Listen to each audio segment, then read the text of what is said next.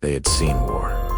They had seen death. But on April 11th, 1945, American soldiers entered a place that defied everything they thought they understood. This time, they arrived in time. This time, lives could still be saved. This place was Buchenwald. When the U.S. Army's 6th Armored Division approached the gates of they expected resistance, traps, or desperate less than German defenses.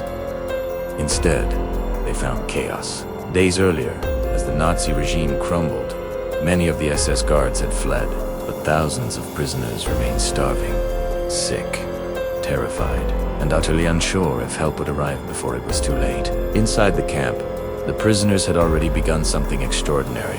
They had formed a resistance from within a secret network that had quietly organized, planned, and waited for the moment when the SS weakened. For years, they lived under constant terror, forced labor, starvation, disease, and unimaginable brutality. Yet as the Allied front line drew closer, the prisoners began to realize the unthinkable. They might survive. They might actually see liberation. When the first American scouts reached the outskirts of Buchenwald, survivors ran toward them, shouting in disbelief, crying, begging them to hurry. Some could barely stand. Others held on to each other, afraid the soldiers were just a dream, a hallucination brought on by starvation. And then, the gates opened. American soldiers stepped inside and stopped cold. The sheer scale of the suffering was overwhelming. They saw thousands of survivors, skeletal, exhausted, but still fiercely fighting to live. One soldier later wrote, "We didn't free we witnessed people who had freed themselves and arrived in time to help them stay alive." He was right. The prisoners had already captured the last remaining SS guards, armed with only stolen weapons and their own sheer will. They had taken control of their own fate just hours before the US troops arrived. The Americans moved quickly. Doctors and medics rushed in. Engineers started bringing in supplies. Soldiers handed out food, blankets, and water, often giving away the very rations from their own pockets. But nothing could have prepared them for the children. In a small, cramped barrack known as Block 66, dozens of boys had survived, only because other prisoners had hidden them, protected them, lied about their ages, and shielded them from the worst brutalities of the camp. These children, some of them barely teenagers, stepped out into the sunlight when the Americans arrived. For many soldiers, that was the moment they truly understood what liberation meant. It wasn't just about winning a battle, it was about saving the future.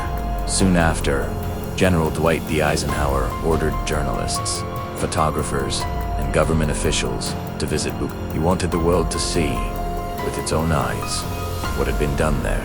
He wanted to understand the true depths of the Nazi crimes, to create a record so undeniable that it would make denial impossible for future generations.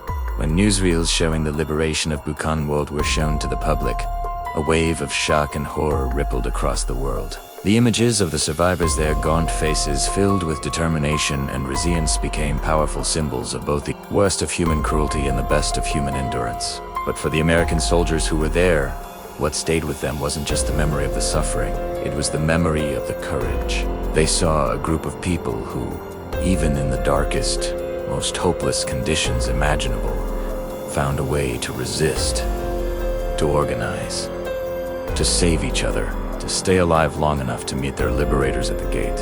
And when those soldiers walked into Buchenwald that day, they didn't just end a nightmare. They protected the fragile hope that had miraculously survived inside those fences. They arrived in time to make sure that what was left of life would continue. The liberation of Buchenwald became a turning point. It was a moment when the liberators understood the true meaning of their mission. They weren't just defeating an army, they were ending a system built on pure hatred and industrial-scale destruction. And for the survivors, April 11th, 1945, became the day the world opened up again. The day that voices long silenced were finally heard. The day freedom returned. The story of Buchenwald remains one of the most powerful reminders of the war, teaching us a timeless lesson. Liberation is not just the end of suffering, it is the beginning of truth. Thanks for watching. Please consider subscribing to learn more stories that should never be forgotten.